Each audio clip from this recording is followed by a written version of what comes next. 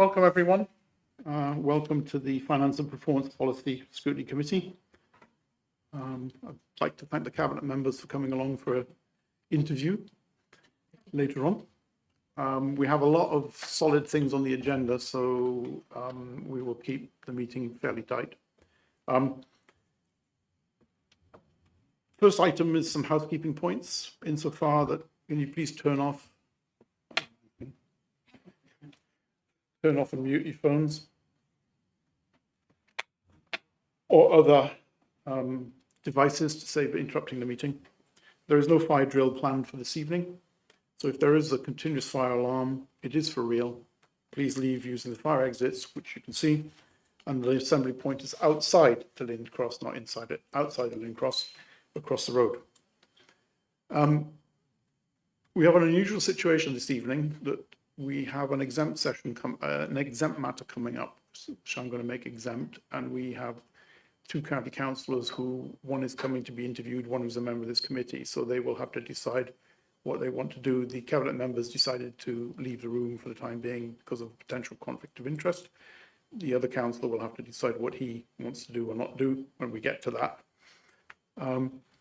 And I've also going to change the timing of the agenda because I've been requested, because of prior commitments, that one of the cabinet members has to leave fairly promptly. So I trust that you have no objections to this as a committee. If I could just check the committee. No? I think Councillor Vickers can't hear.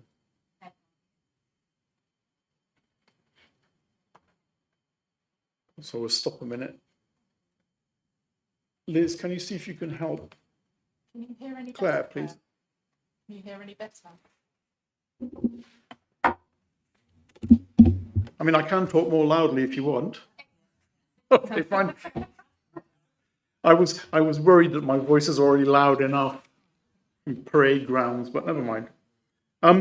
So we'll start off the meeting, and I would ask officers to introduce themselves, starting with the officers on my right-hand side. If you could introduce yourself, please.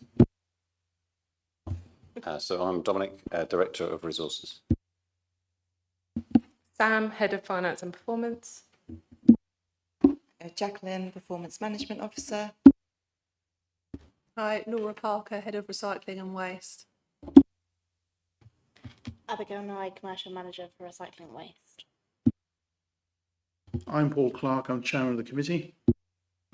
Judy Carboni, Democratic Services Officer. Thank you, guys. I'd like to welcome to the meeting the Cabinet members for Finance, Councillor Bainham, who has actually left the room temporarily because of what's coming up on the agenda, very kindly. Cabinet Member for Environmental Health, Recycling, etc., Dr. David Skip. And the Cabinet Member for Performance, Customer Services and Communications. It would be nice if we had shorter titles. Councillor Olson, who's accompanied by the previous holder of the office, Tony Franklin, who's now a different Cabinet member, but he's here to support his colleague. So thank you for coming, gentlemen. Apologies for absence. I have apologies from Councillor Philip Thurkus, and the officers have... I have apologies from Councillor Warwick Hellawell. That is it. Thank you. Thank you, Judy. The next item on the agenda is the minutes. Since the minutes were sent out, it's been pointed out there was an error or misreporting in the minutes. So with your agreement, I have actually modified the minutes manually. What happened was Councillor Nigel Emery is indicated as being absent, and in fact he had sent in his apologies, but it went to the wrong mailbox. So with your agreement, can I take these minutes as read? And will you accept that I just annotate them manually, please? Can I have a proposer and a seconder? Councillor Vickers, Councillor Jeffrey, thank you. I'll just sign these. In the meantime, actions from the last meeting. Do we have any updates, Judy, on outstanding matters or actions from the last meeting? There was an outstanding action from the last meeting in relation to an item that the Director of Resources was reporting back on, and if I can pass to you, Don. Thank you, yes. If you recall, Councillor Bevis raised a question on the credit their service and the Royal British Legion, and I went away to see what their website said, annotated as yes we do or no we don't, and then to see what actually happens in practice as well. So I can update you on both of those. So the RBL website isn't completely up to date. We do have for example, the CTS scheme does regard the service payments for the Armed Forces Compensation Scheme and the SIPs and the SAPs, which are the service invaliding and service attributable pensions. So it's not quite up to date. And it's also, I suppose, worth saying, I did actually ask Rebs and Bens for the numbers of affected service men and women, and they've identified 2 war pension HB cases in Horsham only. I suppose that's because we're not a military area in effect. And both of those are in receipt of war disablement pension, so they are in the scheme. So I suppose the second thing to think about is whether we want to change our housing benefit and discretionary housing benefit payments scheme to accept it. In practice, though, it makes very little difference because any new working age service personnel in receipt of any of the prescribed payments are now streamed through universal credit, where payments are automatically fully disregarded under universal credit. So really there isn't much we can do there. And any future pensioners of the HB cases would come with a cost. Of course, it's in the region of about 1,500 to 2,500 per claim per year, as the HB paid to the higher incomes and the capital disregards cannot be fully reclaimed under the subsidy payments, which is currently the case anyway for our 2 that we do have. So we can, if you would like to, make it explicitly clear through our policies starting from the 1st of April 2027 that is the case, but in reality, we are effectively doing that anyway through what we do. There is one slightly different story for disabled facilities grants. It's different. This is a policy that all the authorities across West Sussex have agreed, so any changes there would have to be agreed by all the authorities, and it's probably better dealt with under the new authority status that's coming along from the 1st of April 2028. Although it is worth mentioning at this point that the current policy allows us to waive the first £5,000 of any assessed client income anyway, and that's to help enable grant qualification. And so whilst that's not quite what the campaign on Credit Their Service is asking for, my view would be that this largely covers the issue anyway. So that's what I've sort of found out. I suppose it's back to the committee then to see your view on that and whether you want to amend anything. Thank you, Don. I'm sure there'll be some questions.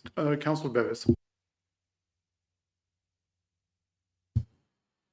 Thank you. First of all, can I thank the Director for his thoroughness in his research, and I tend to agree with him that A, our scheme is better than it looks on paper, and B, for the want of a year, it's probably not worth making those changes. Could I also ask that we ensure that the British Legion are aware of exactly what our current scheme is, so that hopefully they will update their database to reflect that? Thank you. Yes, I'll make sure that we pass that on. Thank you. Any other questions or clarifications from the committee?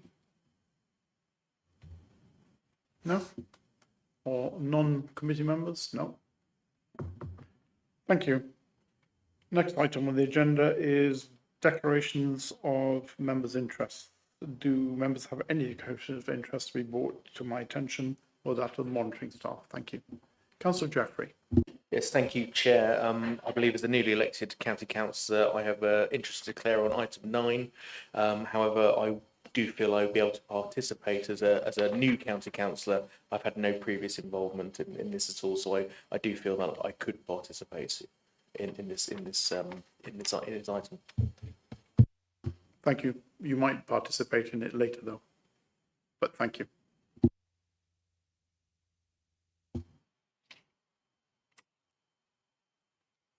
Announcements. Item 5. I have no announcements to make, and there are none from the Chief Executive. There's no updates on LGR to my knowledge, which I would have been particularly interested in. Resolution of call-in decisions. Item 6, we have had no resolution of call-in decisions. Item 7, responses of the full council or the cabinet. We have had no responses from either. Now, normally at this point, we would move to item 8 of the agenda. With your approval, I would propose that we take item 9 now, bearing in mind that we've got a councillor waiting in the outside, so that we would consider this at this point in time. Basically, it's a draft cabinet report for the cabinet member on potential contract to do with West Sussex. The papers of the meeting contain exempt items, and therefore members were going to be careful when asking questions, but in view of the number of questions that I raised on the contract and the items that needed to be explained, I basically am quite happy at this point to effectively suspend standing orders and to go into exempt session, because I think it will allow more in-depth questions and more in-depth answers to what we would have otherwise had.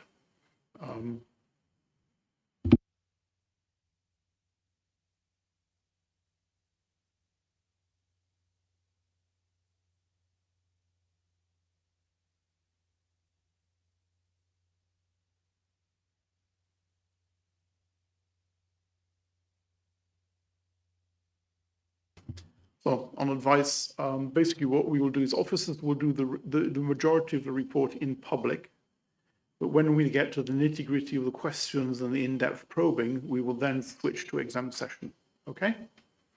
So I'll hand over to Laura, I guess. Over to you, Laura.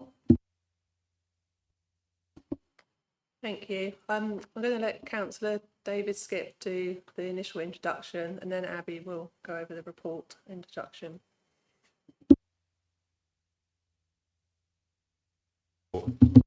Chair, for your flexibility. I appreciate that. This is a report. It is a proposal to submit a bid in regard to a tender document we are expecting to be released by West Sussex County Council.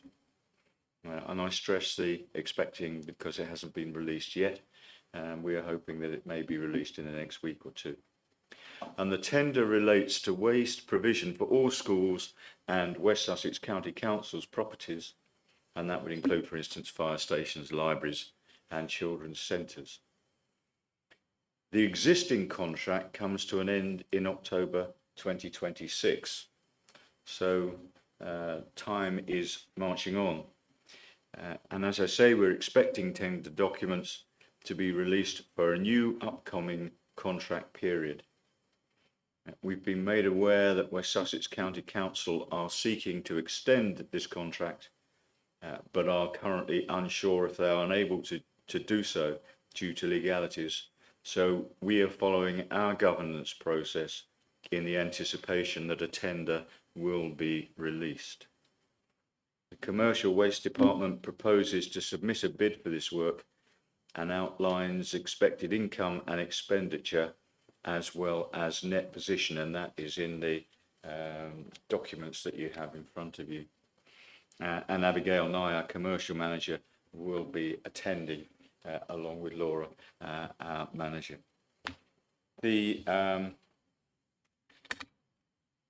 So far, I believe that the contract or the comments have been passed via SLT, and that they have actually been able to look at the budget as well. But I do appreciate, from a personal point of view, that scrutiny is very important in the development of this particular contract. And I think we await your comments and your deep dive into what's going on. But I've taken this on recently, and I've asked the officers to come with the information. I hope that's acceptable, for you. Thank you. Yes, I'll hand over to Laura then, and Abigail. Thank you. Yeah, I'm going to let Abigail introduce and then we can take questions. Thank you.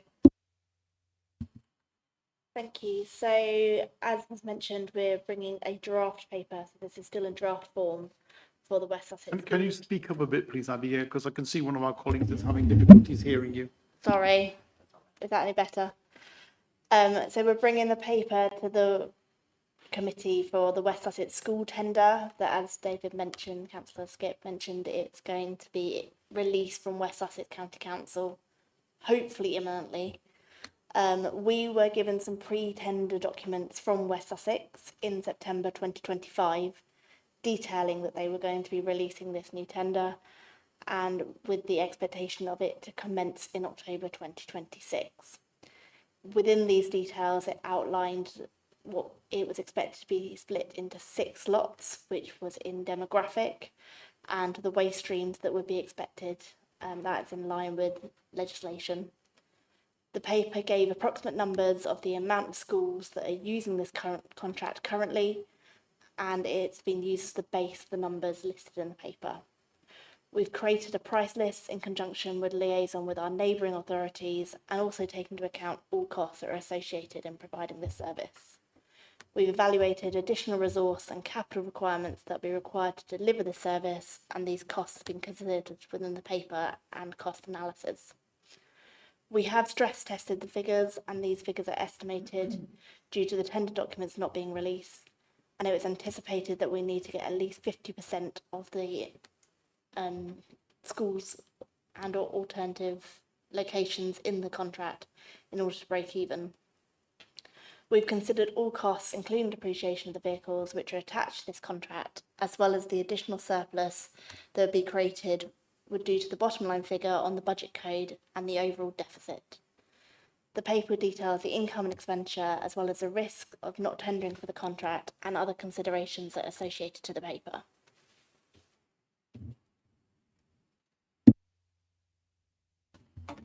Thank you. Did you wish to add anything, Laura, before we go exempt? Assuming that the committee want to go exempt, which I would No, think they no, would. thank you. Sorry, say again. No, I don't need to add anything. Thank you. Okay, at this stage, I think we will now move into the exempt session. So, as chairman, I move that under section 100A of the Local Government Act 1972, that the press and public be excluded from the meeting for this item of business on the grounds that it involves a likely disclosure of exempt information as defined in Part 1 of Schedule 12A of the Act by virtue of paragraph 3, information relating to financial or business affairs of any particular person, including the authority holding that information, and in all the circumstances of the case, the public interest in maintaining the exemption outweighs the public interest in disclosing the information. Do I have a seconder? Thank you, Councillor Emery. So we now go into exempt session once things are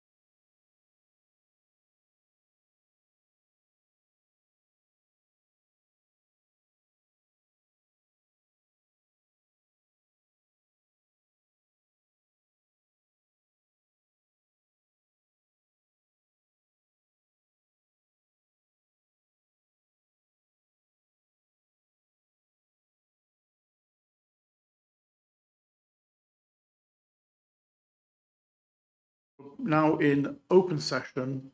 The recording is going to start. You've had your opportunity to ask the detailed questions, so if you've got any, come back later, basically. Any other questions in open session for this? No? Well, thank you for that. I think then I'll thank Councillor Circus for Councillor Skip for coming, and thank you for answering some of the questions and the team for answering questions. If Laura and Abby wish to stay, they can, but if they don't, I totally understand that you may wish to leave. So thank you for coming and answering the questions. Thank you, Councillor Skip. Can somebody please fetch Councillor Bainham, please?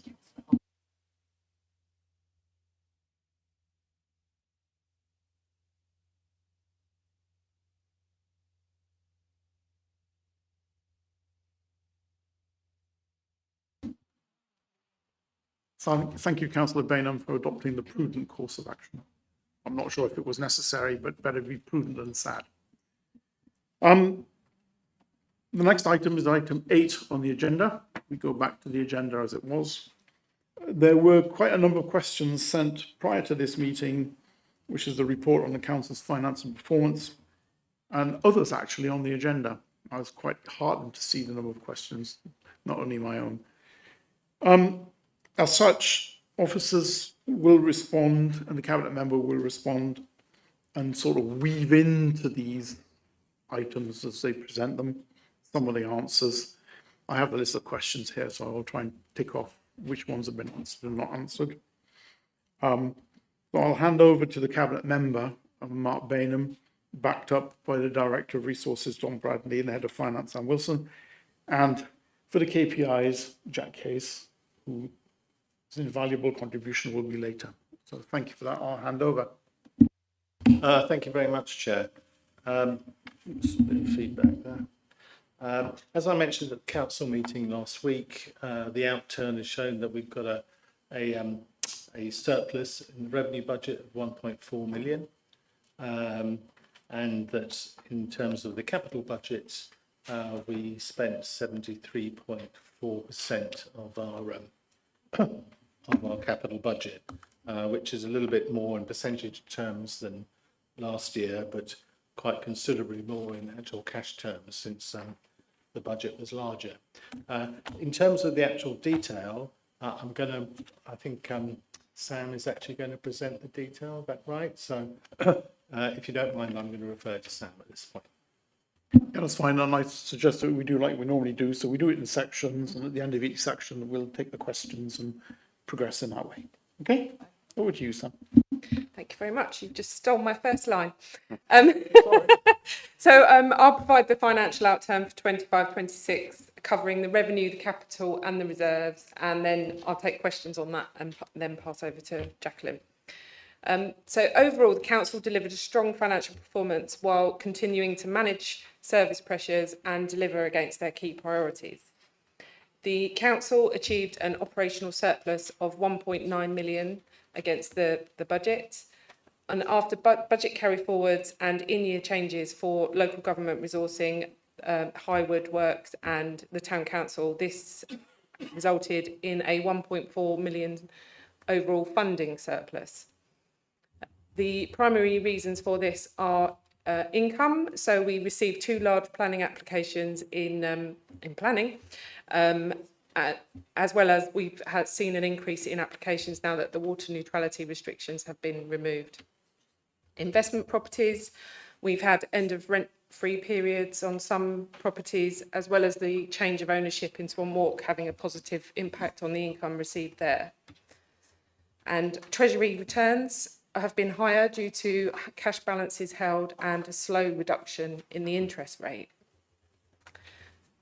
There have been some additional costs. So the expenditure budget was 47.8 million.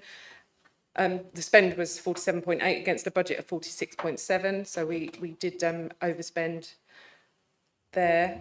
The key drivers for this are revenues and benefits. So there's a reduced recovery of overpayments there some government subsidy changes, in particular the subsidy on supported accommodation, which is where the amount the council can claim is capped. And then there's also been increased demand and reliance on temporary staff in the Revs and Bens service. This is in relation to sickness cover and quality assurance checks. And on top of this, the volume of claims are increasing, which put further strain on the existing resources. Other areas of overspend include waste and recycling, which have experienced agency pressures, which have been offset with staffing savings on salaries, and the capital, utilities, maintenance and staffing. Now this has arisen primarily as a result of the theatre remaining open throughout 25-26 rather than closing as we had originally planned. Capital programme, so we delivered a £14.1 million spend, which is 73.4% of the £19 million programme. This is an increase on the prior year. The projects we completed include providing grants to support rural projects, purchasing the additional caddies and vehicles required for food waste collection, and acquiring an additional 7 homes in the district. There have been delays to some projects. So on the vehicles, we've had supply chain delays. There's been delays with consultation and design changes on some public realm, and there have been projects have been held up for land transfer of land and planning dependencies. There were 5 projects that overspent, and these include the capital refurbishment. This is due to accelerated works, and it's important to note that this is just the in-year budget allocation and not the total budget for the capital theatre refurbishment project. The Park Street flats, some works have been accelerated there, so these are 2-year projects where works have been brought forward. Given these budget carry forwards and the capital budget for 26-27, this means it will be approximately 30 million. However, Dom and I will be assessing whether some projects in 26-27 will be pushed as a result of this, and this information will be reported to the next committee with the Q1 information. And also it's important to note that a monthly capital programme board has been set up with key officers from across the council. The board is has primarily focused on property projects to date, but other service areas such as parks and vehicles will be introduced across to the board over time. And finally, I have reserves. So our total usable reserves increased 4.2 million to 52.9 million. General fund reserves remained stable, and our earmark reserves increased. Now this is primarily due to the Extended Producer Responsibility Grant, which was given to us, and there were some planning grants for staffing and the local plan that were received towards the end of March. These are going to be spent in future years, and there are a couple of recommendations going to council for decision. These include topping up the transformation fund back up to £500,000 and earmarking the 25-26 surplus of 1.4 million into a leisure infrastructure reserve. That's all from me. Thank you, Sam. So, questions from the committee? I know quite a number of questions were submitted. I've not heard any. A number of them haven't been answered, so you may wish to raise them. But do any committee members want to kick off? Councillor Ennis-Brown. Thank you, Chair. One that concerns me is the projects. We're taking projects forward to next year. I've been assured that we've got the resource and we've got the contingency, but are we just not stacking up an issue for next year and the year after when we're, significantly behind delivery of those projects?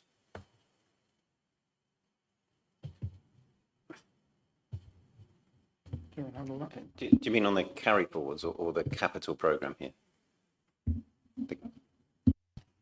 on the programmes that we've identified, you know, we've agreed that we would do some work this year, and we haven't been able to get to that, hence the saving. Is that now being carried forward to next year is my question.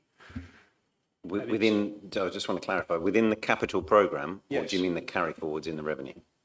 Capital programme. Yes. So it will create a little bit of a bow wave into the next year.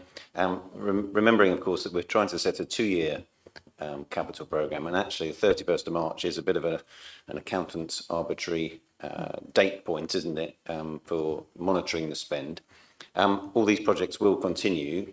The theory is that in 27-28, the year before we move into whatever new authority potentially in the future, is what you might call the mop-up year, which allows us perhaps to catch up on those ones, as long as we don't stuff that full of new projects in the meantime.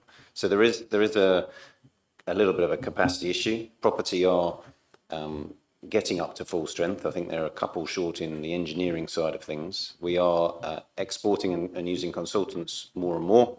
The spend is actually going up. Are we catching up to the amount of spend, 30 million, that we have programmed in for next year? I don't think we will. We may achieve 70% of that. That'll be a good outturn. We are trying to manage what is a difficult situation, a tight time frame, and more things that councillors want to achieve in that short period. So we are in a difficult position.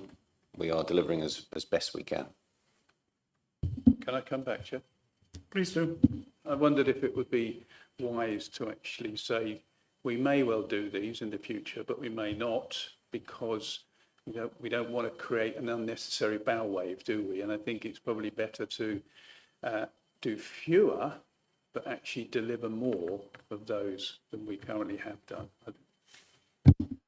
And we did do a little exercise last year to try and do that. So some of the projects that we thought we wanted to do in 26, 27, we have actually pushed out to 27, 28 already. Now, they may or may not get done. They tended to be the ones with what I would call less priority. Otherwise, you would have put them in the immediate year. So we've done that exercise once. We will probably, on the back of this outturn, as Sam has already alluded to, have to do that same exercise again, because there's got to be an amount of realism here. There's no point setting a target of 30 million and being unable to achieve it from month 2, as we're already in. So absolutely. And we will liaise with the cabinet members accordingly. I don't know if Mark, if you want to come in at that point at all. Yeah, I mean, we're never going to get to the position of 100% spend on the capital programme. We've had a bow wave every year that I've been in this position, and we manage that by year. But we have to actually set a budget with specific numbers in it. Even though we recognise it's a 2-year programme, we still have to put figures in, and we're legally required to do so for the 12 months. And we can't really put in the budget, a possible or a maybe. It's either in the budget or it isn't. So that's our sort of constraint on that. But we are aware of the pressures of the bow wave, but we will be managing that. And as you say, we do have. Well, we'll see what happens in mop-up here, but anyway, that is a possibility. Thank you. You want to come back? Thank you. No, that's fine. Thank you very much. Any other questions? Councillor Campbell. Thanks, Chair. My question relates to something on page 9 of the report. It says that there at 31st of March there were 27 vacancies across all council departments. And obviously this is having a knock-on effect of the cost of employing casual staff or agency staff. I went onto the council website earlier and only 3 roles are advertised. I wondered why there's a big discrepancy.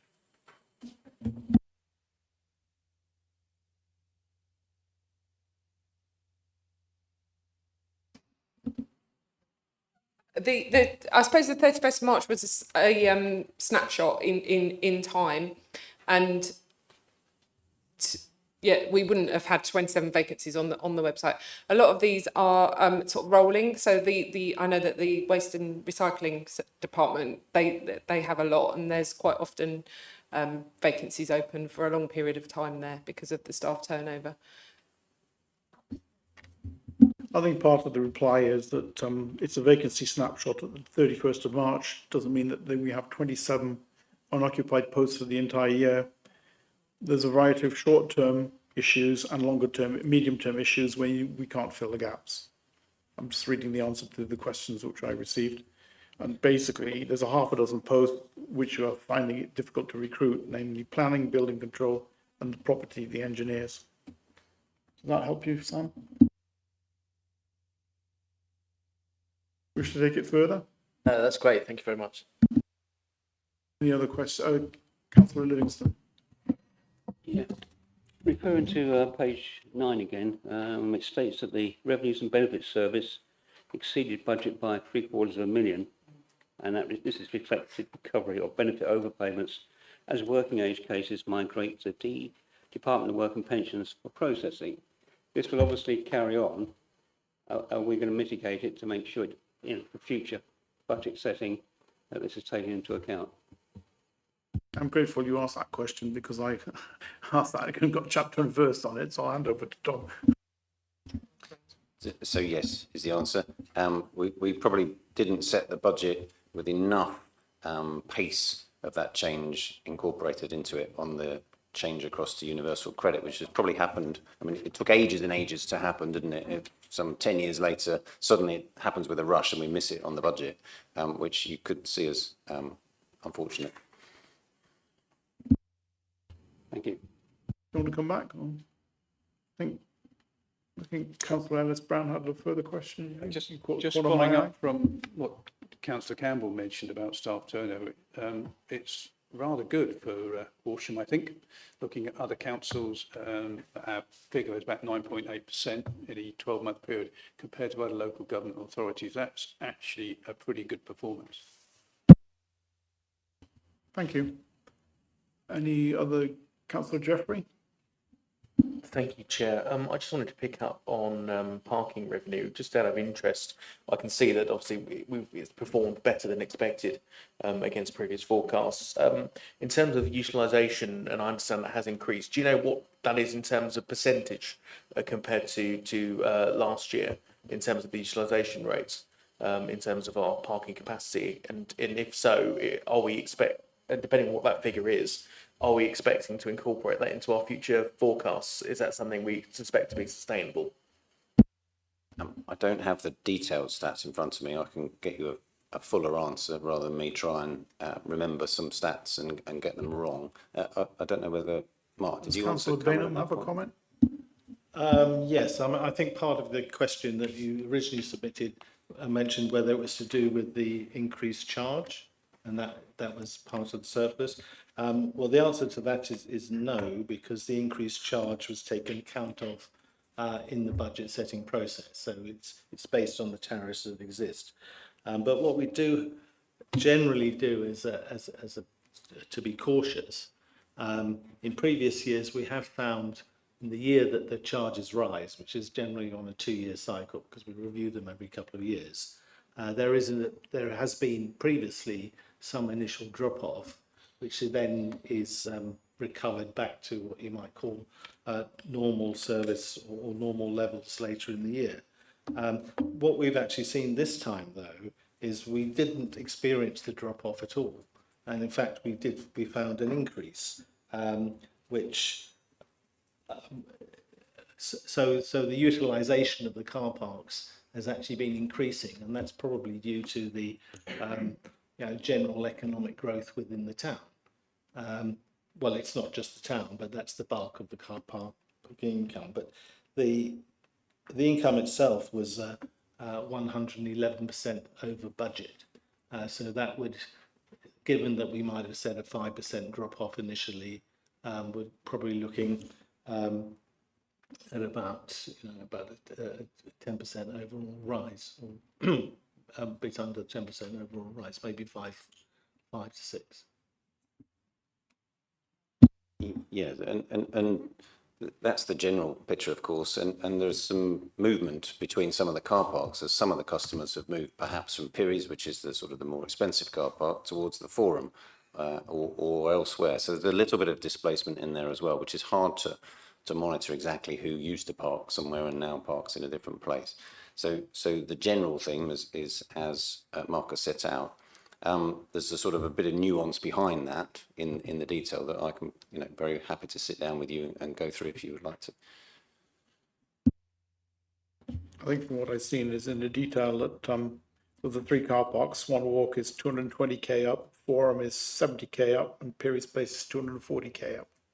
So that's where the difference are. Any other committee member questions? Yeah. Councillor Bevis. Thank you, Chairman. Question on Revs and Ben's administration. It says that court costs have increased in chasing outstanding debts. I just wonder, do we not recover the court costs when those debts are settled? Is this a timing issue, or is this a bad debt issue, or quite where is it? We can ask for the costs to be recovered, but of course that doesn't necessarily mean they're always paid. So whilst we can sort of add on charges for taking people to court, actually getting the money back, bearing in mind some of these people are on benefits anyway, is a longer term thing, isn't it? So paying back at £5 or £10 a month isn't necessarily going to clear the £2,000 or £3,000 it might cost you to go to court on things. So there is a little bit of timing in there, and sometimes, someone moves away, that number has to be written off anyway.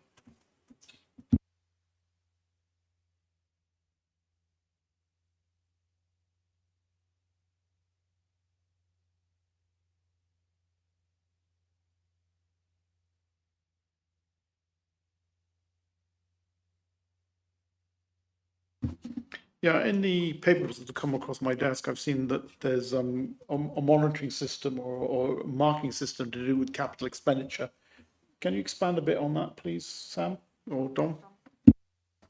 I'll take this one actually, because I chair a monthly meeting effectively, which Sam's already alluded to, where we bring in some of the budget holders for the capital programme, but also in there I've got finance in there, I've got procurement in there, I've got legal in there, I've got all the sort of support services, so that we are all on hopefully the same page and lining up our resource at the right point and having notice of where a capital programme is in its stage of development, to try and fire up the initial starting so that the timing is right, rather than suddenly property deliver something to procurement and procurement are actually too busy to deal with something. So we're trying to line all the resources up to get all the programmes off to a good start across the piece. And that also has the 2 other directors involved as well, because we, as a senior leadership team, we're trying to take this, extremely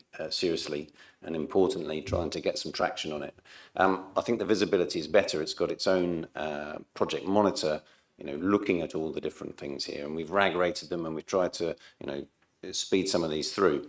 Now, I'm not going to say this is, the thing that's going to change everything and will deliver 100%, but I think it's certainly a way, in addition to all the things that we've tried before, a new method of trying to just get extra traction into delivering that capital programme. So hopefully it will have some sort of result.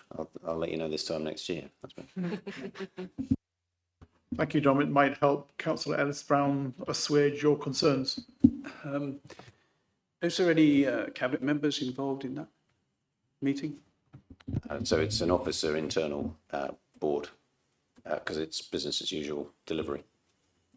It's not with councillors in there. The reason I ask is that we're talking about later about the peer review, and suggesting in there that the cabinet members should be more accountable to the committee rather than the officers. So I just wondered whether a cabinet member should be involved in that. My view would be no. I keep the cabinet members apprised of the information of where we are on things in a regular one-to-one separately, but I don't think it's for the cabinet members to become involved in operations.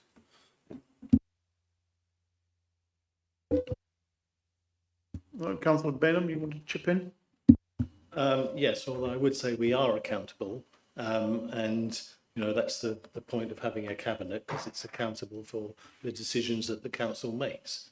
And clearly a lot of those decisions are informed by the work of the officers in the regular meetings, but we wouldn't be involved in every senior level meeting in the council, but there'd be planning, whether it be on finance, whether it be on parks or anything else.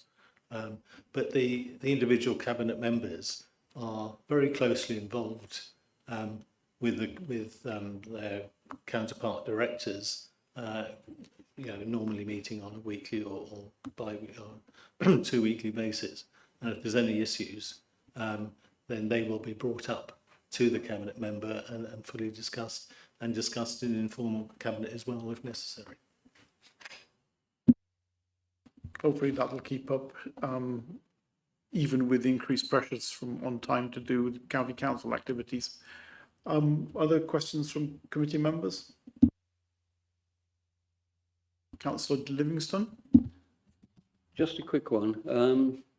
On page 11, 1.5.1, it talks about debt relating to interest arising from late payment of S106 community facilities, for which the time has expired, has been written off in line with the council's sundry debt policy. Can you give us an idea of how large that amount is, which is written off? It was over £100,000, so it was written off from by the cabinet member in line with the policy. And I signed off on it. Okay, thank you. Committee member questions anymore? Councillor Jeffrey? Thank you, Chair. I just want to go back to agency staff spending just for a moment. I raised a question in advance where our officers gave me a response to that, and what I understand that obviously additional agency costs have increased in certain areas. And going back to the capital programme, where we have delivered 73% of the capital programme, which is an increase on the year before. I think part of my question, and it's more aimed at the cabinet members, I believe is my question is, are we being ambitious enough in our delivery and the use of agency staff, considering LGR on the horizon? And I've forgotten the technical protection term for it, but of government potential government cut off to additional spending. So considering 73% is an increase on last year, are we being ambitious enough in those areas where we've got clear staff shortages or challenges in utilising additional agency staff? Is it a case that those agency staff don't exist in those specific areas and that demand as a whole is just too high across the board to actually recruit those people through third parties? Or is it a case that it's just areas we haven't got around to looking at yet because of internal restraints and project restraints, and that they've fallen by the wayside, for example? I just feel, if I recall, it was about a year ago, when we originally spoke about this at the previous Overview and Scrutiny Committee when we were still at Parkside. And I recall from that conversation that the committee at the time were very ambitious in delivering the capital programme, as much of it as possible before local government reorganisation. And my question is, are we missing out on potentially delivering aspects faster for our residents in order to ensure that we're delivering certain elements of that programme before any potential cut-off from central government as we inch closer to shadow elections and unitaries in the next few years? Thank you. I'll hand over to the officers. I mean, I have Councillor Benham. Yeah, briefly, I would say we are being pretty ambitious, because although you may say that, or you may consider that the 3% rise in delivery isn't that significant, in cash terms, it's very significant, because it's 73% of a much larger figure than the 70% from the year before. Now, we are in an environment where it's difficult to get staff. Local authority staff typically are unable to afford private sector rates, so that is a constraint on us.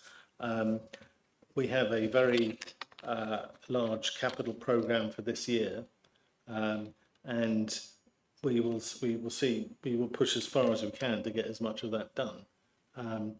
But I don't think we could be doing much more in trying to recruit than we are already doing, and I think the officers would probably concur on that. Do you want to come back, Councillor Jeffrey? Yes, thank you, Chair. I appreciate what the cabinet member's saying, and it's not a criticism as such. It's more of have we taken our eye off the ball in certain areas was my question. And I suppose I understand the council do their best to try and recruit in the areas we need those staffing. That's staffing. But obviously, I think my question was more focused around the use of agency staff. I don't know if that's what the cabinet member was meant to reference. I was more referencing use of temporary staff rather than permanent recruitment to get certain capital projects over the line. I was just asking whether that was something we had still been considering, given the conversations we had about a year ago in overview and scrutiny. I think you may wish to come back on it. Yes, I mean, there's a difficulty with agency staff because you don't get people who walk into the job knowing what the job's about, are truly sort of familiarised with the work. So there's a lead-in period which can be quite significant if it's on a complex assignment. So it's not the sort of silver bullet that you might think it is. And in terms of the comment, have we taken our eye off the ball? No, we haven't. We're very much on it. Councillor Len Ellis-Brown. Sorry, Chair, hogging the microphone. No, not at all. The concern here is that unless we budgeted for agency staff and we set the project in place, we would be constrained then by the use of agency staff to deliver the project, because it would mean the project would go overspent or it would use a significant amount of its contingency. I in fact raised that question with the officers because for me, taking temporary staff and whatever it is a means to achieve what you're trying to do. And I raised a question as to whether we were spending more money this way in real terms rather than what we budgeted for real staff, and I was told not, basically. At least that's my understanding. I mean, you can always, of course, value engineer projects down slightly, can't you, to compensate for the additional consultancy cost? But it would be a higher premium, isn't it, on an external consultant who enjoy coming to local government authorities, I'm sure. Ex-consultant, I would say we would enjoy it indeed. Yeah, I used to be a consultant as well, so yes, no comment. Any other questions from Councillor Livingston? Yeah, I don't want Councillor Ellis-Brown to hog the microphone, so I'll come in one final one. The LA error rate, local authority error rate, has increased from 0.23 to 0.35. And it's stated there, therefore, a loss of subsidy remains a probability, where previously I think we talked about it being a possibility. So it's edged towards... Can we tackle that question in the next section, because you've sort of jumped ahead, because it's performance rather than what we're doing. So we'll tackle that in the next part, okay? Okay. Councillor Jeffrey. Thank you, Chair. One final question, and then I will stop holding the mic also. I don't expect an answer tonight to this supplementary question because I don't think there's anyone there's no one from the Housing Department here, but I just wanted to put it on record and hopefully get a response later potentially. Maybe the Director of Resources might be able to answer some of those aspects, but I highly doubt it. Just in terms of the homelessness pressures, obviously it was page 65 of the report was citing that one of the main drivers was due to the issuing of Section 21 notices before the Renters' Rights Act came into force on the 1st of May. Obviously, no Section 21 notices would have been issued since the 1st of May when the Renters' Rights Act came in. However, that does not mean that those that were issued before the 1st of May would have necessarily come to the Council's attention yet, considering also that there may be issues where obviously people are in private rented accommodation hoping they would find somewhere else, not approaching the Council straight away. And generally speaking, they might be approaching the Council later on in that process for assistance. So we might not necessarily know the true number of Section 21s as of yet that have been issued. So I think my question is, are the Housing Department adequately resourced to deal with any potential unexpected spike, without knowing the exact number of Section 21s that might be coming our way, that were issued before the 1st of May? And just to supplement that, I I noticed in the report there was a comments about void properties with our housing partners, which can be down to extensive work, especially with EPC ratings, EPC ratings. Again, I don't expect officers to have an answer to this right now, but I'd be interested to know if the main driver of that was lack of materials and labour, or if it was financial aspects that were causing delays in that respect. Because one of my other questions would have been, have the council, as the local authority, considered if it were a financial implication for these housing associations, maybe issuing grant funding to ensure that these properties are back into circulation as quickly as possible, so that we're not relying on further on B&B accommodation where possible. I think before Dom tops in, I think it is unrealistic to expect to budget for something that you don't know is going to happen. Basically, the Donald Rumsfeld, the known knowns and the unknown knowns and all the rest of it. So expecting us to fund for something that we don't know will happen, I don't think is realistic. But I think the rest of it, Dom can answer. Well, to a degree, because I'm not an expert in this area. But on the question of, are the housing team, geared up for this? Yes, they are. They're dealing with all these things. There will be a little bit of a spike. I would have to talk to the head of housing to know whether they are, on top of that curve or not. And perhaps we can come back to you with a fuller answer in that area. But you also mentioned grants given out to stop the voids. Now, interestingly enough, both Sam and I met with the finance director actually at Saxon Weald last week, and we talked about this. We're going to do a little bit more work in this area to make sure that actually the impact across the whole of the public sector here, we need to consider as well. How does it benefit Horsham? How does it benefit Saxon Weald? How does it benefit the residents? How does it benefit government in terms of less or more housing benefits, etc., and the way in which we do that? So working closer together. We've already handed out, I think it's 3 grants so far to bring some void properties back into use. I think the third one of those is close to completion. The other 2 have already finished. And there are potentially 4 or 5 others in the pipeline that we will also hopefully come to some sort of way forward on. The numbers, though, are considerable, so it can't be the only thing that we just hand money out without sort of considering the impact of that. So, it's worked on a sort of a pilot basis, if you like. It's whether there are more ways in which we can do this. And of course, it's only one route to solving, towards solving the problem. There are other things that the housing service are also doing at the same time. This is just a further avenue to explore, and hopefully, based on what we've done so far, it's actually been quite beneficial to all. But I really want to sort of prove that in terms of numbers. Anecdotally, we can say, oh yes, it must, but actually we need to know, does it or not first? If I can add to that, I mean, I know certainly that in my patch, in my ward, there's 1 or 2 houses that are Saxon Weald properties that actually are being actively looked at because they are now vacant. They need modernising and updating, etc., etc. And I know that Andrew, the officers, are basically looking at what needs to be done and talking to Saxon Weald about it. So it is a proactive exercise. And I know that certainly one of the houses has been upgraded and brought up to scratch. So, and that's a useful use of S106 money, actually.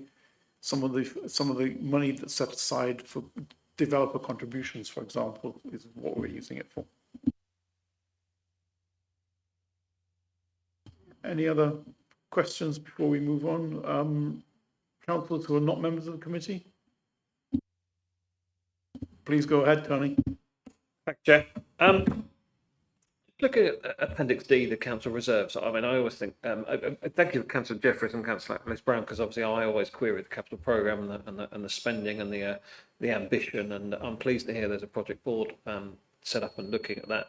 I guess the comments from this committee last year were, how can we help? What extra resource can be given? I think we mentioned that 10% of project management courses is often the leadership and the management, and we suggested that there should be extra staffing, extra management, extra resource added to the department. So it's interesting that the capital has increased, and I guess That's a positive, although the 75% still, a way to go, but it's, I think we should acknowledge that it has improved. So thank you for continuing to pressurise that. And I guess my it's the same comment as last year. How can we help? What extra resource can we put towards that department and leadership and staffing? And obviously that's a question more for Cabinet to have and take back to Cabinet. And I'm aware the Cabinet members in the room and listening. But the second one I had was on Appendix D, the reserves and earmarked reserves. The simplified recycling reserve seems to hit £5.5 million, if I'm reading it right. I haven't even read a footnote as to what that's going to be spent on and how that's going to be spent. It's the second biggest earmarked reserve. Obviously, we've got this £2.3 million grant, was it, on an extended responsibility grant? I'm still not clear from anything I've read on how that's going to be spent, how that's going to be challenged. Obviously, it's probably nice to get the Treasury management income from the interest on that money in the bank, but I don't know what the dangers are if we don't spend it and perhaps how it is going to be spent and what the plan is for that reserve, please. Thank you, Chair. Thank you, Tony. Dom or Sam? So we are receiving, as you say, this extended producer responsibility grant, and this is earmarked for small plastic recycling, so the lightweight plastics, which we have to introduce. So it's like cling film and the like, which we have to introduce by 2027. So there will obviously be a lot of work involved in this. Working with West Sussex, we'll have to do some assessments on where that waste stream is collected, how it is disposed of, etc. So that's what that funding will be used for, as well as there might be additional vehicles required as part of that collection, or it could just be that it's included in with the blue top bin that we currently have. That reserve will also, I think, fund some of the works that are going on for the second depot workshop that's on Hurst Road. So unfortunately, our colleagues from the depot aren't here at the moment, but they have a list of the number of things that they need to pay for out of this. If I was guessing, because I haven't seen the full detail behind that list, I suspect there will be a little bit left over. Spending £5.5 million is going to be quite difficult on that area. But what we wanted to try and do is sort of put enough into that pot and see, exactly what we need first, and then you can always unearmark that particular element and put it into something else. It may well go into the leisure reserve, because I suspect the cost of the leisure reserve says £3.5 million there. That might not be enough. Thank you, Dom. Do you want to come back? No? Cabinet members, any further comments? Just to reiterate the point that Dom just made, an earmark reserve doesn't mean that it can't be moved. I mean, it's there to cover what we see are likely pressures in the future. But if we think it's better spent somewhere else, we can very easily unearmark it. It's not actually, until it goes into the annual budget, it's there for whatever is the best use. Thank you. I think most people appreciate, most people with financial background understand about earmarked reserves and how they could be moved around. Sometimes it's useful to, like you've just said, it's useful to point it out in public, because that might address some people who don't understand finances so well and are not up to speed with it. I think that draws that section, so I'll hand over back to Sam to continue with the next section. Over to Jackie. Thank you. So the performance report, which is Appendix F, includes detailed information in relation to both the annual plan and KPIs at the end of 25-26, which is why it's the report is a longer document than usual. At the end of the year, 51 annual plan items, so it's 71.8% of the annual plan was complete. 15 projects, so 21.1%, remained in progress. 4 projects, which was 5.6%, were closed, and 1 project at 1.41% is on hold. In terms of those actions which did not complete, I'll just comment on some of these as the full details are in the appendix. In Always Listening, Learning and Improving, the strategy for Broadbridge Heath running track has become part of the action for the 26-27 action plan of create a strategy for investment in sport facilities that includes a review of existing council-owned facilities and access to third-party venues for 26-27. The costs are being worked on by the consultants and will come forward to a scrutiny meeting later in the year. In building a thriving local economy, co-working venues are continuing to be considered. Bishopbrooke is at REBA Stage 3 and Black Horse Way, the options are being assessed, and this is now in the capital budget for 27-28. In Inspiring Greener Futures, the local plan work is ongoing and is continuing at pace following the hearings which took place in April. Work is ongoing in relation to gas boiler removals and decarbonisation, with this included in the capital programme for 26-27. An active travel officer has now started at the council and has been working on the walking and cycling strategy. In supporting people and communities, the facilities at Highwood are continuing into 26-27, as will work on affordable housing at Duke Square.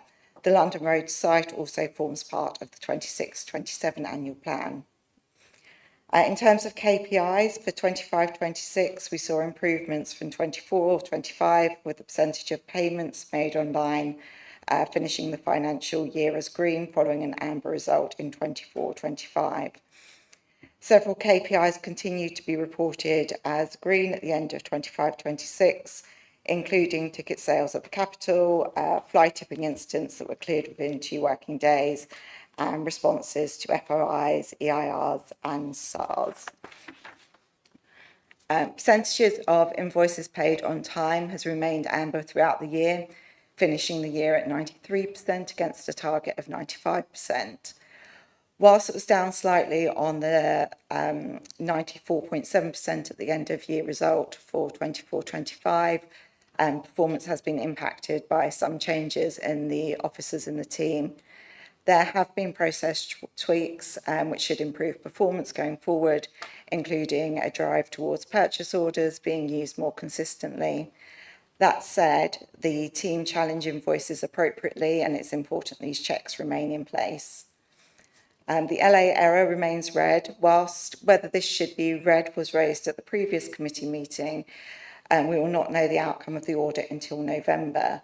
With the rate currently being at 0.35%, the decision was made to continue to report this as a red KPI, and that's in line with our risk rating for the same item. And we'll continue reporting that until the end of the audit. Speed of processing claims is a national target. This data is reported year to date. Progress has been made across the year to improve this figure, with the rate now at 12.83 days against a target of 11 days. Changes of circumstance for Q4 is now at 6.95 days, which is below the Department for Work and Pensions target of 9 days. New claims is sitting at 19.36 for Q4, again below the DWP target of 22 days, showing an improvement in both areas from Q3. Whilst speed is obviously important, it is vital that we continue to ensure the accuracy in the processing of these claims.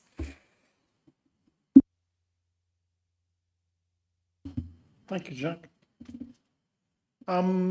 Questions from the committee? No? Oh. Thank heavens for that. Councillor Lennon I tried to keep my hand down, but somebody has to kick off. I think the interesting thing here is on page 42, which is number of strategic employers and business networks actively engaged. The KPIs gives an upper and lower limit, and I think this would be reflective of a lot of other KPIs. So we have an upper limit and a lower limit.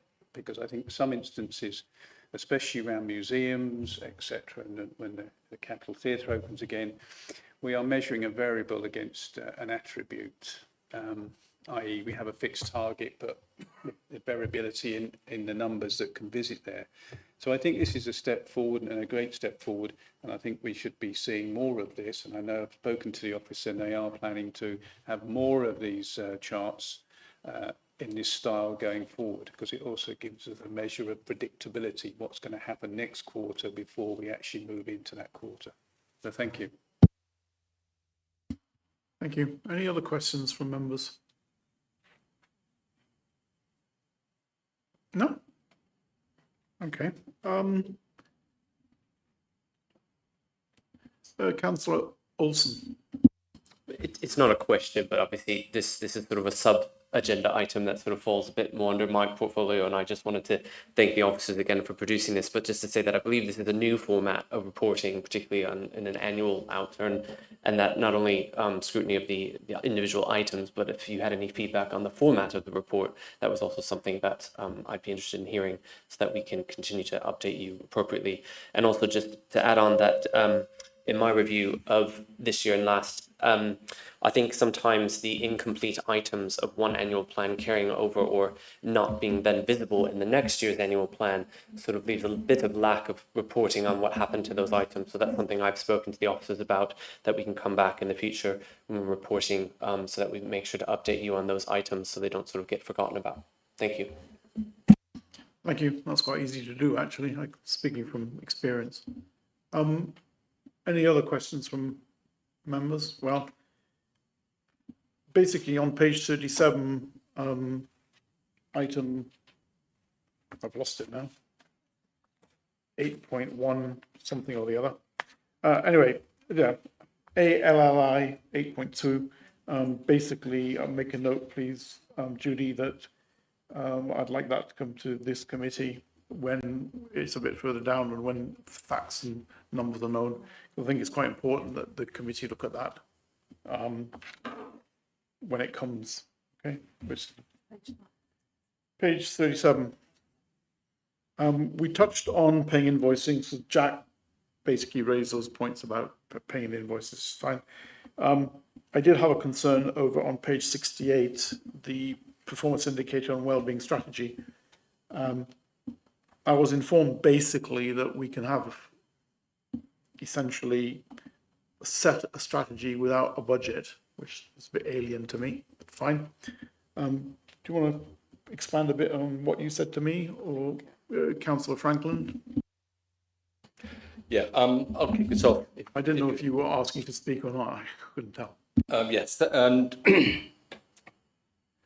firstly, thanks, Chair, for raising this, and I'm actually really pleased that Scrutiny has picked this up as something that needs a careful look at, because it is really quite a big item and coming at us fairly quickly. So just a little bit of background, and then I'll come to the question which has been raised really. So the wellbeing strategy, which is public, I think it was published in March, is extremely ambitious, and it really talks through a vision and a strategy for the delivery or the change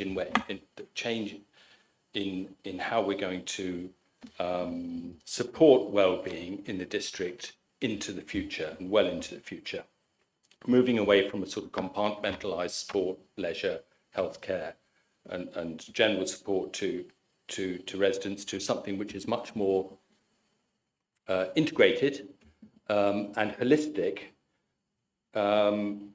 and maximising and optimising the use of all the resources, facilities, and capital and revenue that we have, with the aim really of improving the well-being of our residents into the future, in the context that we have an expanding population, an ageing population, and a dramatically changing kind of organisational prospect in front of us with local government reorganisation, etc.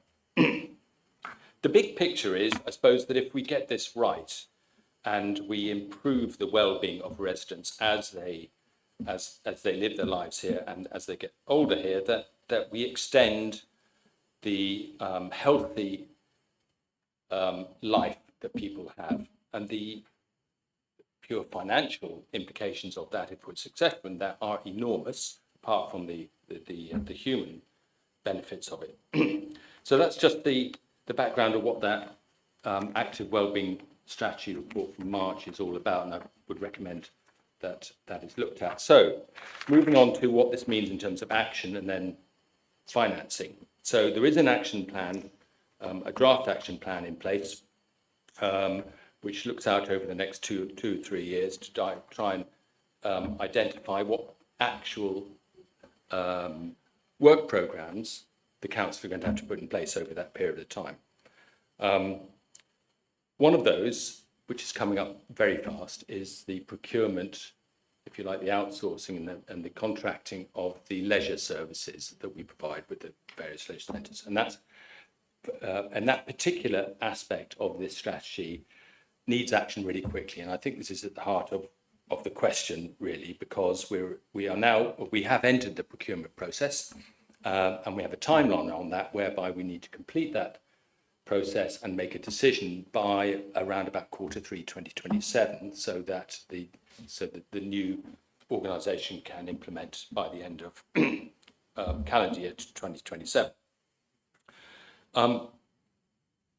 So I think we are a little bit behind the curve when it comes to the financial strategy to support this. And I think earlier on we referenced how the annual plan is put together, and then the financial strategy is constructed to support that. And that's a similar sort of situation we have here. It is enormously complex with a lot of variables. So we're not in a situation where we can set a firm budget for the next 15 years and stick to it, if you like. So we need to be comfortable, if I can say it, with a degree of ambiguity. However, I did say it was coming up fast. And by around about end of Q3 this year, we will need to make some investment decisions and plans that we can agree on and put forward. And one of the reasons that we need to be committed is that if we can't show a sensible degree of commitment to what resources and facilities need investment in, then the contractors and those whom we are going to ask for tenders for this will lose faith in us. They won't believe that we're serious about committing it to a plan for the future, and they might be a little bit more cautious about tendering. And we need our contractors to be confident in our commitment to a strategy. So, so what we are working on right now, and there are drafts in place, I've got one here, which are being put together so that we can come to this committee by Q3 of this year and be able to answer your question much more clearly. This is what we're committed. This is what we need to commit to now, and this is what we will need in terms of financial strategy to support it. And there are a number of different ways of putting the financial strategy together, whether in terms of funding, whether it's debt or reserves or a combination of both, or third-party financing through those who are contracting. So I haven't got the firm answer for you yet, Chair, but it is urgent, and it will be coming back to this committee soon, and I would be very comfortable in involving as many members who have a constructive contribution to make to this programme. I'd be very comfortable in involving those people as soon as possible, I suppose. Thank you for that. I think you've encapsulated more or less where my concern is, because I don't think that anybody should sign blank checks and engage in something without being well aware of the risks and the opportunities and options. And where I was going with it is that we've come up with a vision of what we want to do. We may come up with strategies as to how to achieve that, but we've not underpinned it with the money side yet. And depending on what comes out of the money side, you may have to readdress the strategies and perhaps the vision, or not, as the case may be. But there is a loop there. There is a feedback loop that needs to take place. And just wanted to express my concern about basically being bounced into decisions without fully weighing up the consequences of those decisions. And I think you've grasped that, and I'm quite happy with that. I just don't know if other members have got anything else to say on this particular topic. Councillor Croker. Thank you, Chair. Just a very brief question on clarity. I heard Q3 mentioned. Is that Q3 annual or Q3 financial year? I think the question is that Q3 calendar or Q3 council? Thank you. Yeah, annual, yeah, thanks. Pretty soon then. Yeah, I think we are timetabling in a cabinet meeting end of September where this would need to be presented. So it is coming up fast. I don't know, Dom, if you wanted to add anything to what I've said. We talked earlier on, but No, only other that, I'm obviously keenly interested in the numbers too. And I haven't fully, and Sam and I haven't fully, dug through those numbers yet. And we'll be looking forward to doing that, to seeing what that investment looks like and the return on that investment as well. I think I'd also like to make the comment that over in Scrutiny, certainly this committee and the other committee are both meant to be involved in policy and to get involved in the early days of formulating that policy, and I just remind you of that. Any other questions from any members? There was one set of KPIs that I'd had a problem with, which are basically provisional KPIs on page 80. I did raise the issue.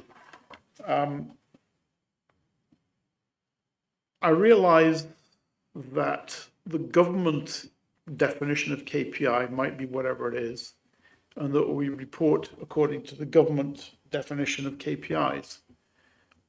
Having been a manager for many years and being involved in this sort of thing, I'm less interested in the official story, if I could put it that way, and I'm more interested in the background story.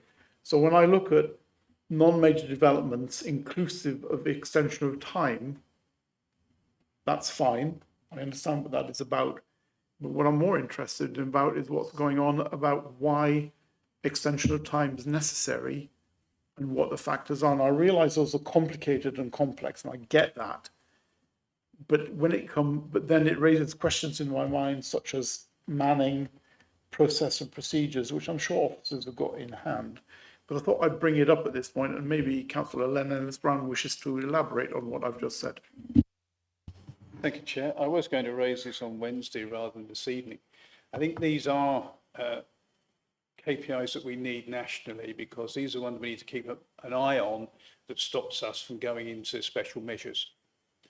So they're key. But there are other measures, and I've spoken to the office already, such as what percentage of our applications do need an extension of time, because that highlights weaknesses in how we're operating.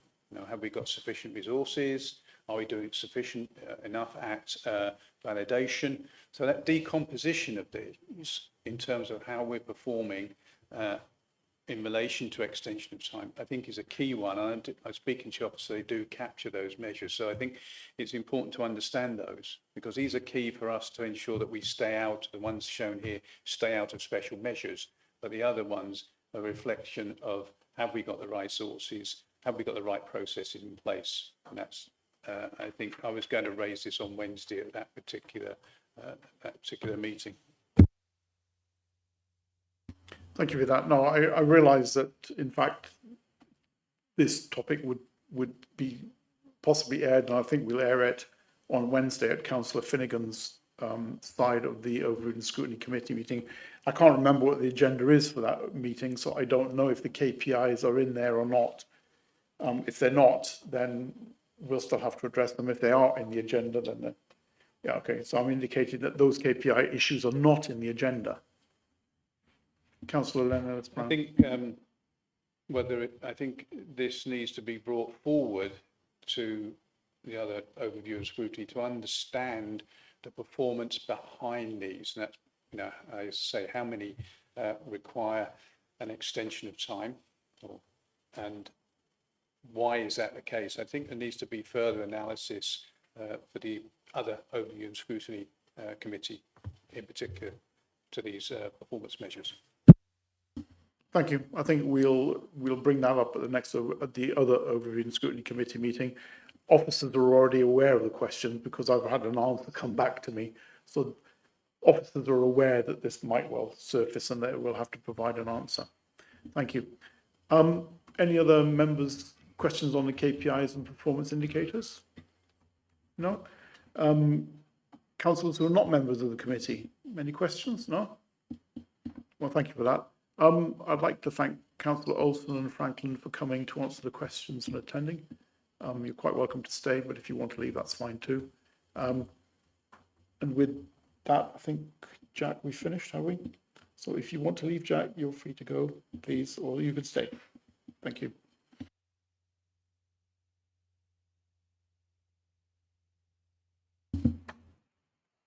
Next item on the agenda, we've done 9, is the Corporate Peer Challenge Report and Action Plan.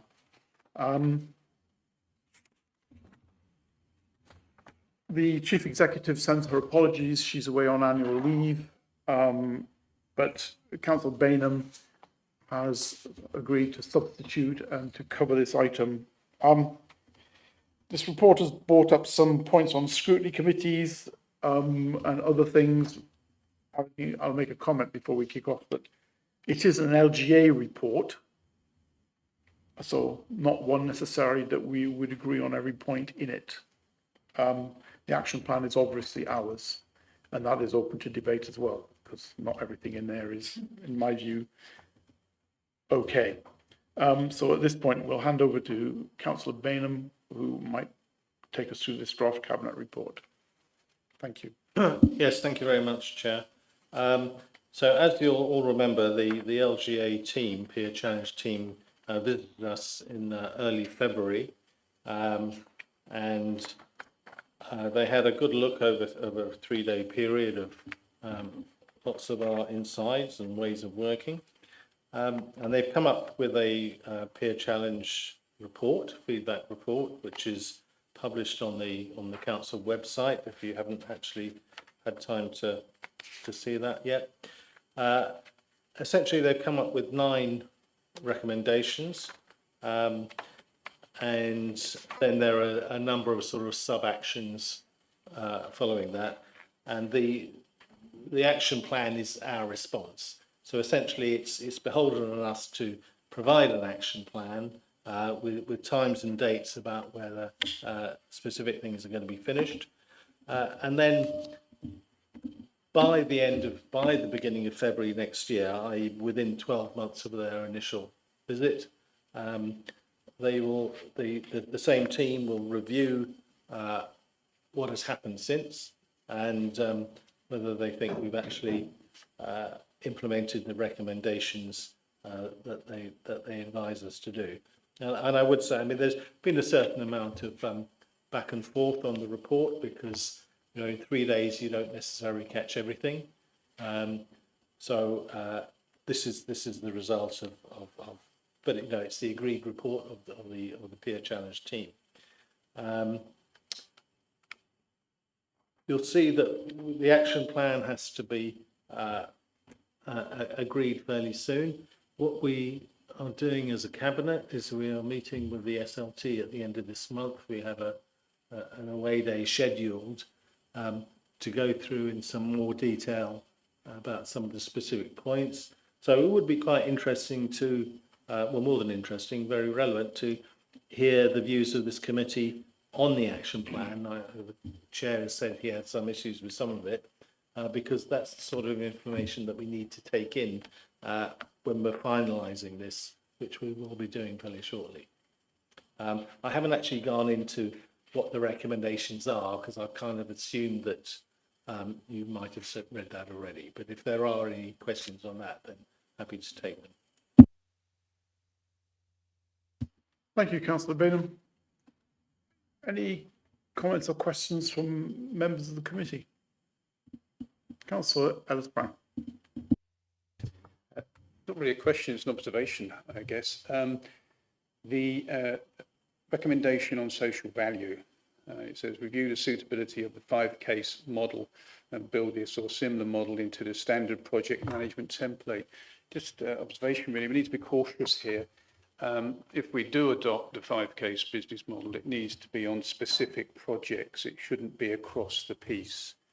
Those projects tend to be those at high risk.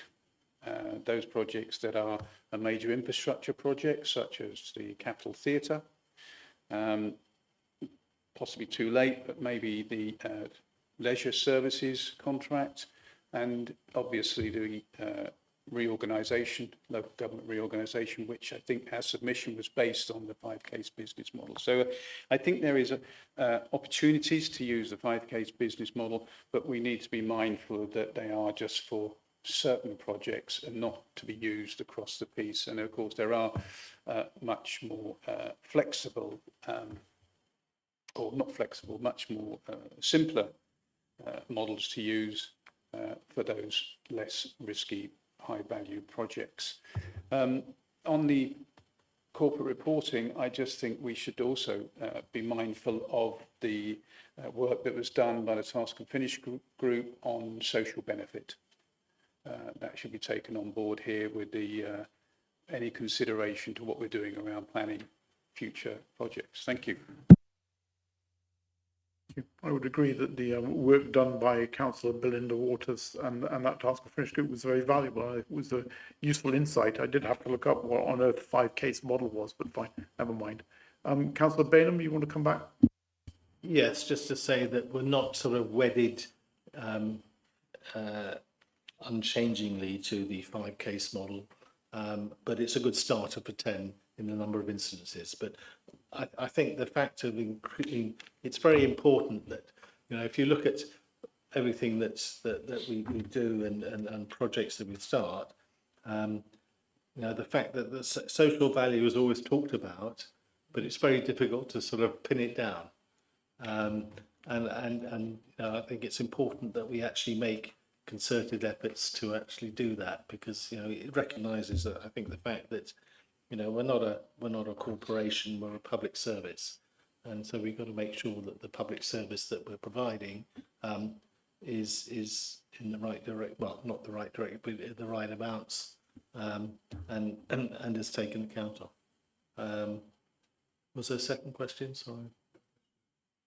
Just an observation about the social benefit, which, as you rightly say, we're not a corporate organisation. We're not looking for return on investment, but we aren't also looking to lose or be seen to be wasteful or extravagant with our money. So we need to take that social benefit on board in this when we consider this, and any models that we might be using to determine whether this whether our project would indeed move forward and meet all the elements that we want it to meet.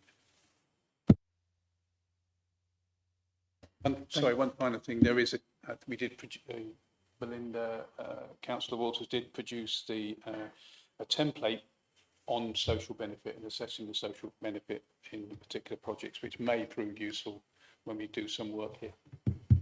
And I think she's very likely to bring that up when we have the away day. Would that Councillor Waters may have something to say about it now.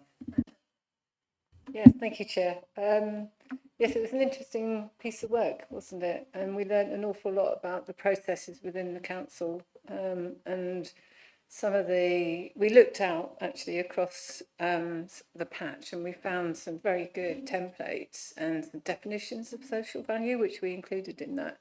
And I'm sure, Chair, the members here who are not familiar with it may want to read up on it, because it is a live template that is supposed to be used on all of our leasehold contracts that we bring in. Interesting enough, when we did the SIL work recently, there was an element of community value in there, and they'd used a different template. So it's like, even within the council, we're using different frameworks, if you like, to calculate social value. But I think within the council, there's enough information around to be able to build on this and actually say to them, we are already doing it in certain aspects. What I would say is, though, that there was a desire to bring that framework and that chunk of work back to scrutiny to see how Liz was getting on within the leasehold contracts. And I don't think that's happened yet. Because it wasn't a fixed chunk of work. It was because it was live. It was dynamic. Yes. And I don't think I've seen it back. Oh, hang on.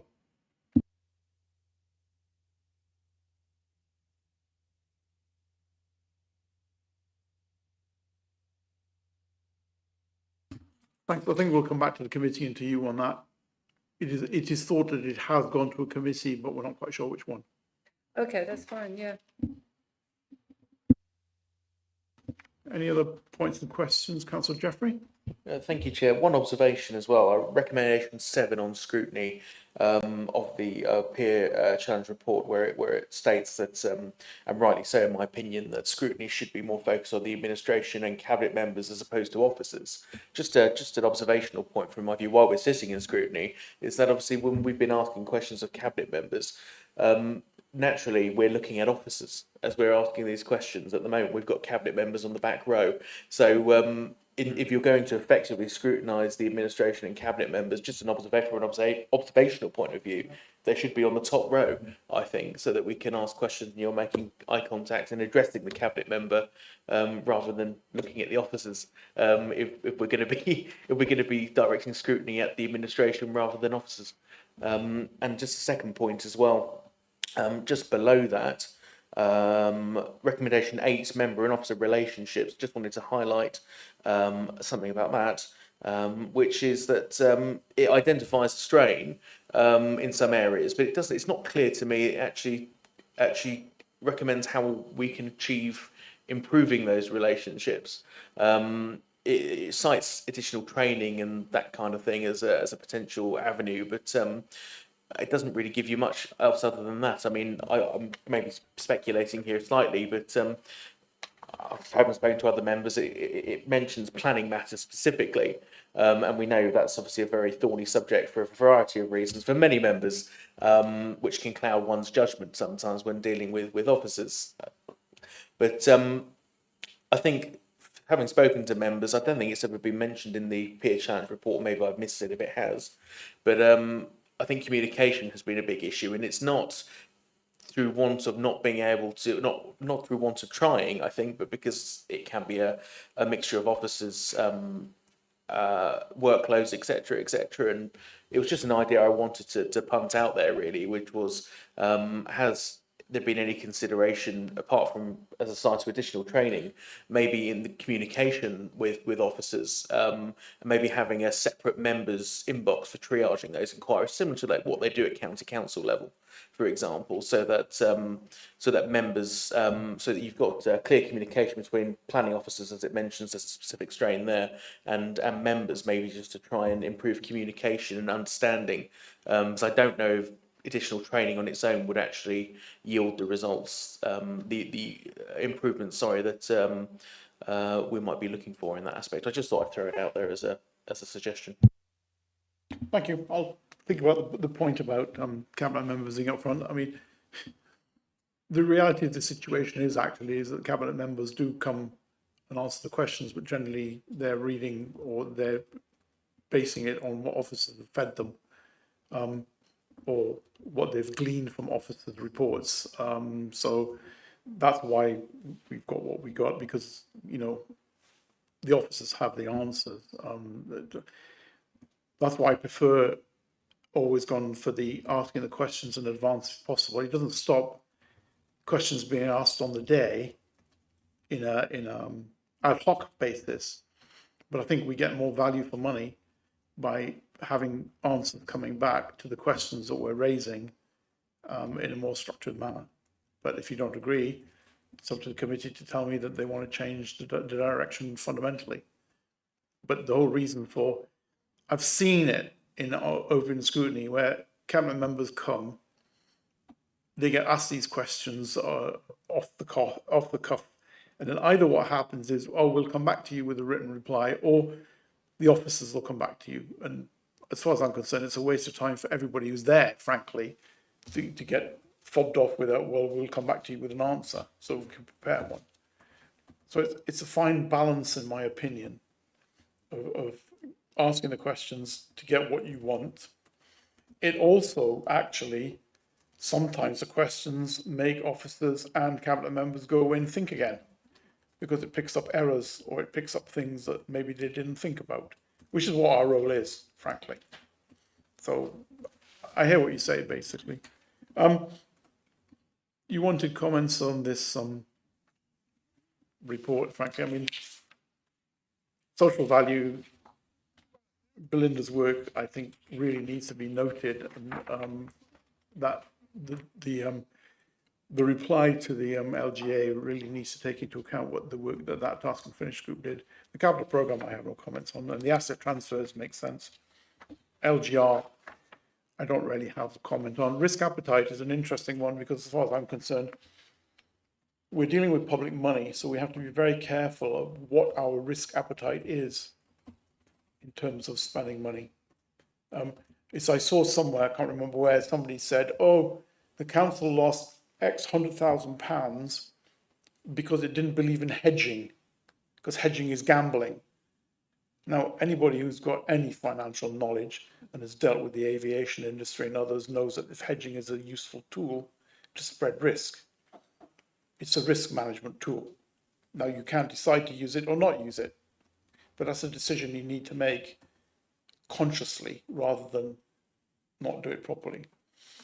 The communications I can't comment on. I'm sure Councillor Franklin will feed back to Councillor Olsen the comments from Councillor Jeffrey that were made. I've made my comments about the scrutiny one. Member and officer relationships, I think it's a question of good manners and you know, keeping it professional, I think. But then that's just me being naive, because that's the way I treat everybody. And recommendation 9, well, I have a certain amount of issues with that. I have an allergy to EDI issues in general, but fine, I'll leave it at that. Does anybody else have any comments so that Mark Bainham can go back? Councillor Bevis. Yes, Chairman. Councillor Jeffrey just sort of triggered a memory, really. On training, when we had the previous peer review, there was discussion about having more of a sort of grid of what training councillors have received over a period of time. I think the concern then, and my concern now, is that it's not very transparent what training councillors have had. You know, we turn up for a training session, or we do a training session online, or we whatever, and then that sort of gets lost. So as opposed to a sort of continuous development process you might have as a member of staff, it feels in a way like sort of well, it feels half-hearted to me, I suppose.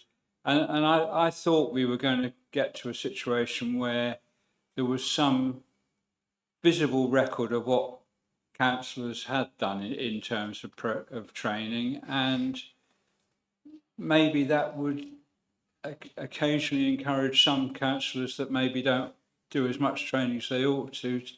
I mean, I think there's a point in here somewhere about LGA online training, but there's no follow-up at all on that.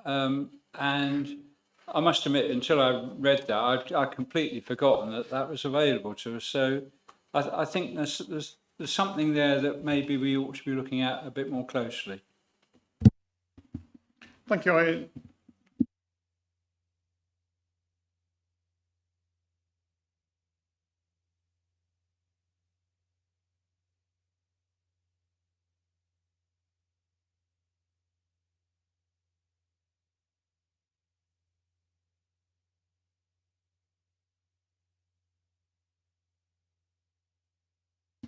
I think the gist of that is that when it comes to general communications on training and stuff. Judy will take it away and come back on that and check with Aisha. In the case of overviewing scrutiny, basically, provided we tell officers that we've been on the training, they keep a tab, they keep a list, if you want, of, because that's reported in the annual report that goes to council once a year from here. I don't know what the case is for audit, Dom? Yes, it'll be very similar. Okay. I think you're quite right in what you said, because as I recall it, when Councillor Franklin started off on his KPIs and looking at various actions, and in the actions of the plan of the council, if you want, or the plan of the administration, if you want, the plan was to log and to follow that and to take it through. And to, I think, take it on to the point that Councillor Olsen made, is that maybe in the transition from one year to the next, it's sort of not quite transitioned, possibly. I might be wrong in that, but I think Councillor Franklin, who's nodding behind you, will take it on board and go and check it with Councillor Olsen. Do you want to make a comment, Tony? Yes, thanks, Chair. Yeah, I think it is a fair point. It was an action in, actually, I think the previous year's annual plan to implement or to raise the awareness of the training that is available and encourage councillors to take training and log it and stuff, and maintain this record. I think it is correct that we probably haven't followed through on that across the board, and I think it's probably an action worth taking to go back and revisit where we got to and where it's halted or hesitated in its implementation. I can take that up if you like. Can you feed that back to Councillor Olsen, who's had to leave, please? Thank you. Any other comments from the committee members on the peer review? It'll go to the other overview and scrutiny committee. Oh, Councillor Ellis-Brown. Yeah, just to note that on the recommendation, member and officer relationships, there is likely to be mandatory training coming over the horizon in planning as part of the consultation that the government had earlier this year. So those involved in planning will have to attend mandatory training. Which we already do. Yeah. No, but we don't know. They may actually define what that mandatory training is. It may go beyond what we currently do here. I don't know, but that might be something that happens. Okay, thank you. Any comments from committee members on this topic? No? Non-committee members? Any comments or questions? Thank you, Chair. A comment, you mentioned section 9 EDI. I was sort of pleased by the first line, because it sounded as if it was perhaps trying to remove bureaucracy and management and charting and recording. Obviously, we've had the Equalities Act since 2010, and I don't know if we're trying to solve a problem that doesn't exist. And I hear a lot of councils around the country are actually scrapping their equalities officers because it is the fear that it should be just part of the day job, part of the norm, and we've had it for years. So I don't know whether we're trying to solve a problem that doesn't exist. Obviously, there's not much depth or scope other than those few subheadings. I'll ask a lot more questions on Wednesday night on this particular topic, and I'll email him in advance to the chair of that committee so she can raise some challenges on that one. Thank you, Chair. Anything else? Do Cabinet members wish to add any comments? Councillor Bainham? Just wanted to say something in reply on the EDI. It's one of those areas that if you ignore it, things can grow that you don't want to happen. And I think we would, to completely lose any focus on equality and equalities is something that we as a responsible, socially responsible council should not do. Thank you. I totally acknowledge that. But on the other hand, we have to be exceedingly careful how we do it. Otherwise, you can end up with unintended consequences, as possibly has been proven by other organisations doing this sort of thing and possibly giving the wrong messages to their officers. So we have to be very careful in this, I think. Very cautious. Is that it for that item? Item 11, I think it is. Yes. Item 11 is the update from Task and Finish. Basically, we don't have any Task and Finish groups running. The Communities in Place Policy Scrutiny Committee does, and they will be reporting on Wednesday. I'll move on to item 12, which is the work programme. You have all received the work programme for the Finance Performance Policy Scrutiny Committee. Some of them are structural, some of them are more flexible. I've added one, which is the running track issue, which will surface at some time. Can we take these as read? And if so, can I have a proposer and a seconder, please? Councillor Jeffrey, thank you. Councillor Campbell, thank you. So we'll move on. Cabinet forward plan and list of forthcoming decisions. Basically, since the agenda was published for this meeting, the forward plan has been reissued, and basically additional items have been put on it between when our agenda was published and the forward plan was republished, if you see what I'm trying to say. So therefore, there's a reference to the transformation fund, and that I've asked to go on our next agenda. But apart from that, there was nothing else of note. Apart from that, therefore, can we take this item as read? Can I have a proposer and a seconder, please? Councillor Vickers, thank you. Councillor Lambert. All members agreed? Thank you. Item 13, this is for urgent business, for items not on the agenda, which I have an opinion, which is urgent. There are none. So with that, I'll draw the meeting to a close. I would like to thank you all for coming. I'd like to thank the cabinet members for coming as well. Next time we'll think about where we'll put you rather than sitting at the back, but fine. We might put you on the side over there or something, or whatever. If we put you over the top here, it gets very crowded and then I can't see who to speak to. So that's a problem. But I'd like to thank you for coming, and I'll draw the meeting to a close. Safe journey home. Thank you.